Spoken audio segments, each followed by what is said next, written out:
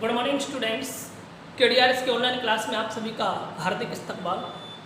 पिछले वीडियोज में मैंने आपको करेक्ट फ्रॉम द वर्ब के अंतर्गत पूरा प्रेजेंट टेंस कंप्लीट पढ़ा दिया, उसके एडवर्बियल्स के आधार पर उनको पढ़ा दिया और उनके जो स्पेशल रूल्स थे वो भी मैंने आपको बता दिए। अब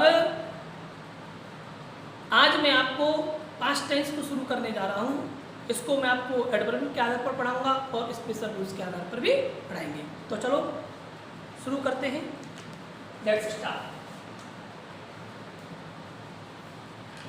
correct form of the verb में पास्ट टेंस चलेगा।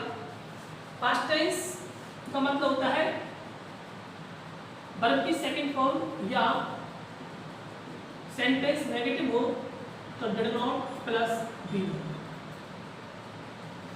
मतलब रिक्त स्थान में अपन को वर्ब की सेकंड फॉर्म बननी है या डिड नॉट प्लस बी बनना है। तो देखिए इसकी एडवर्ब देख लेते हैं अपन।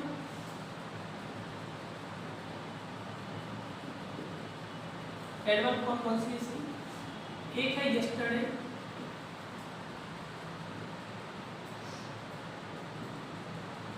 The previous day,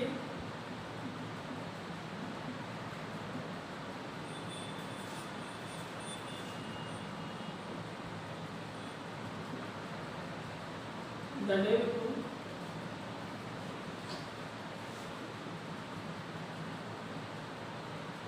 two days before,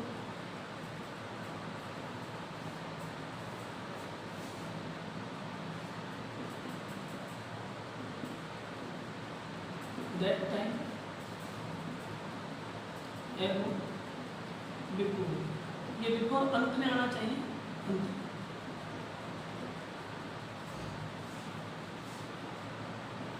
Once upon a time,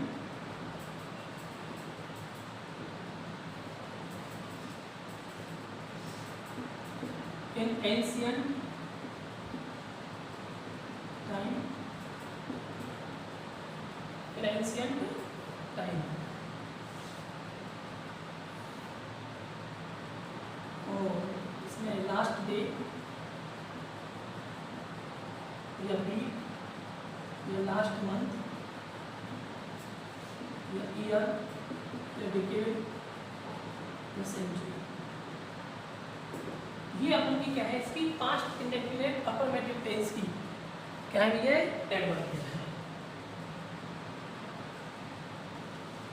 ठीक है, तो अपन को क्या सीखना है कि कोई भी सेंटेंस हो, उस सेंटेंस में यदि इनमें से कोई भी एडवर्बियल आ जाती है तो अपन को उस सेंटेंस का जो ब्लैंक स्पेस है, उसका जो रिक्त स्थान है, उस रिक्त स्थान में आपको क्या बनना है? वर्ब की सेकंड फॉर्म बननी है। या सेंटेंस नेगेटिव है तो डिड प्लस बी बनना है। आई बात समझे? ये अपन को सीखना है। कोई भी करता हो सबके साथ में अपन को डिड प्लस बी भरना है, और कोई भी करता हो वर्ब की सेकंड फॉर्म सबके साथ में लगती है। इन एडवर्बियल में से कोई एक एडवर्बियल आनी चाहिए, नियम है। तो देखो एग्जांपल देख लेते हैं।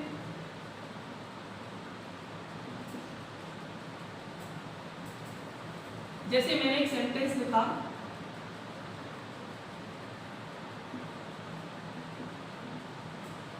The king of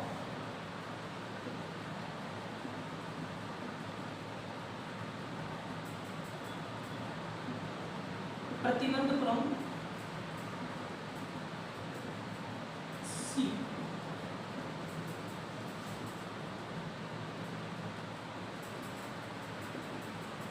wild tiger in the jungle,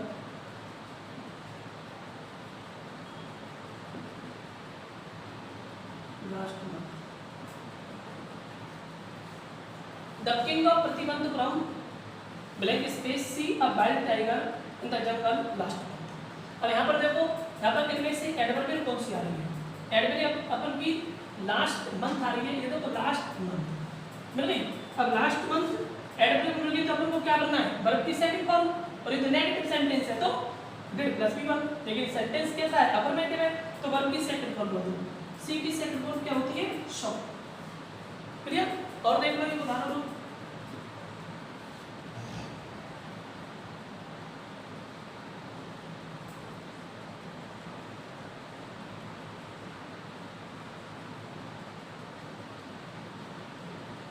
some handsome boys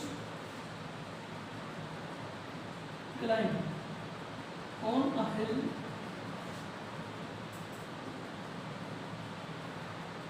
the previous day. क्या मिल गया? प्रीवियस डे मिल गया। ये रहा प्रीवियस डे होता है तो वर्ब की सेकंड फॉर्म लगाएंगे सम handsome boys.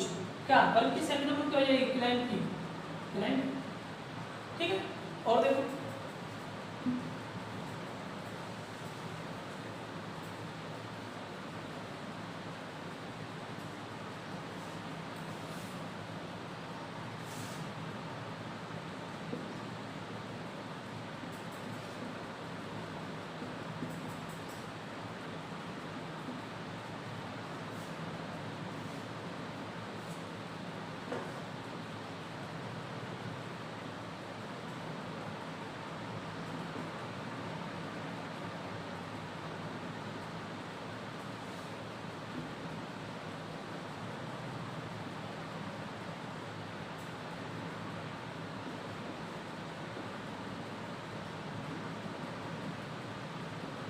Two days before आ गया, टू डेज बिफोर आ जाता है तो अपन को कोई वर्ब की सेकंड फॉर्म लगानी है।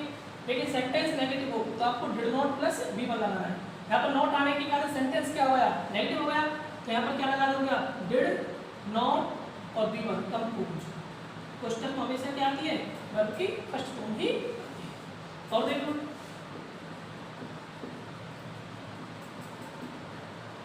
इन एंशिएंट टाइम्स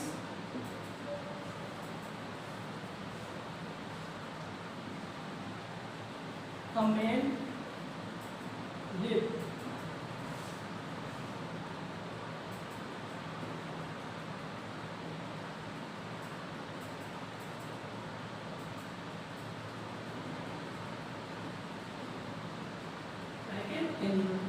अब देखो एन एंशिएंट टाइम, ये डेवलपमेंट मिल गई एन एंशिएंट टाइम तो वर्ब की सेकंड फॉर्म मिलेगा। अ मैन लिव की सेकंड फॉर्म होती है। ठीक है, ये अपन का क्या था? एडवर्ब के आधार पर पास्ट टेंस था। अब इसमें कुछ स्पेशल रूल हैं वो मैं आपको पढ़ा देता हूँ। वेन वाइन भी आती है इसमें, लेकिन वो मैं आपको नियम के अकॉर्डिंग बता रहा हूँ।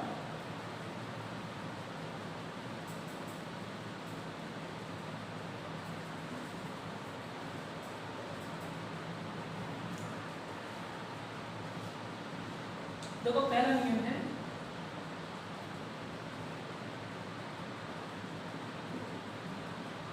यदि किसी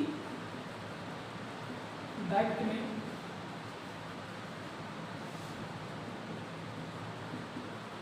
दो कार्य दे रखे हैं, यदि किसी वाक्य में दो कार्य दे रखे हैं और उन कार्यों में से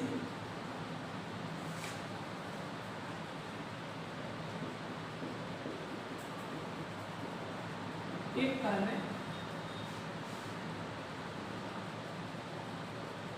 पहले समाप्त हो गया तथा उसके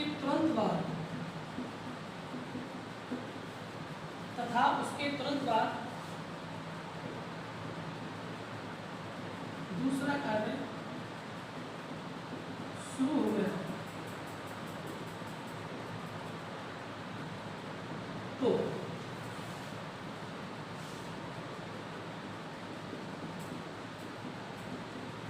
दोनों कार्यों में वर्ब शब्द उपयोग किया जाता है। ठीक है, यदि किसी वाक्य में दो कार्य दे रखे हैं, दो एक्शन दे रखे हैं, दो वर्ब दे रखी है और उन कार्यों में से एक कार्य पहले समाप्त हो गया तथा उसके तुरंत बाद में दूसरा कार्य शुरू हो गया तो दोनों कार्यों में वर्ब की सेकंड फॉर्म का प्रयोग करते हैं। जैसे दो कार्य, इन दो कार्यों को मैंने डिवाइड कर दिया एक कार्य में और दूसरे कार्य में। अब इन दोनों कार्यों की विशेषता क्या है? इन दोनों कार्यों में से एक कार्य तो पहले समाप्त हो गया और इसके तुरंत बाद में क्या भैया, तुरंत बाद में दूसरा कार्य शुरू हो गया। तो आपको ध्यान रखना है दोनों कार्यों में अपन किसका प्रयोग करेंगे? वर्ब की शक्ल का, ठीक है।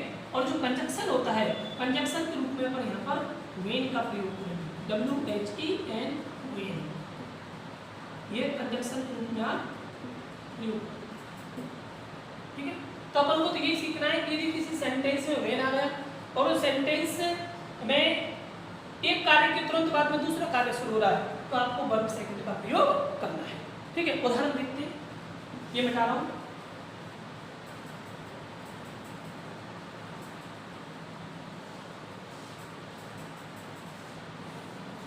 देखो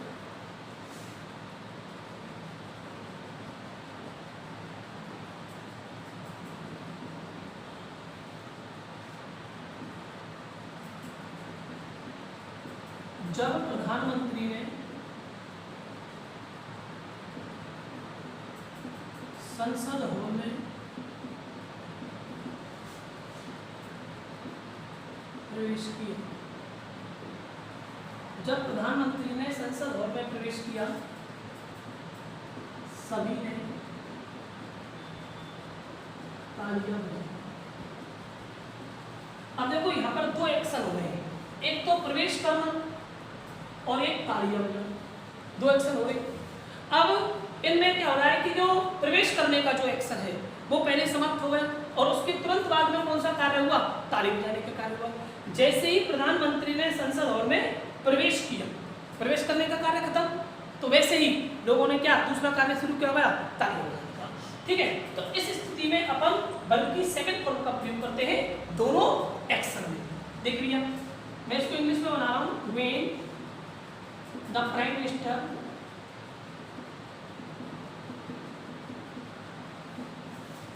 एंटर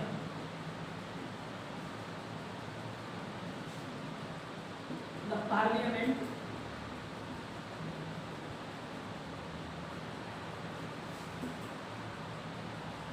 और CLE, ठीक है। दोनों एक्शन हो गए और एक के तुरंत बाद में दूसरा हो रहा है, तो दोनों एक्शन में अपन किसका प्रयोग करेंगे? वर्ब सेकंड का। क्या लिख देंगे? एंटर की सेकंड फॉर्म क्या होती है? ENTERED, entered. और क्लैप की सेकंड फॉर्म होती है क्लैप, CLAPP। क्लियर? और एक उदाहरण और देख लो, जब अध्यापक ने कक्षा में प्रवेश किया, सभी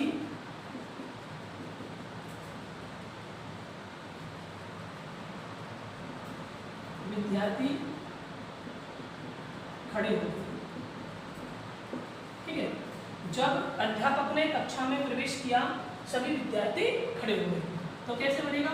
when the teacher enter the class, all the students stand up।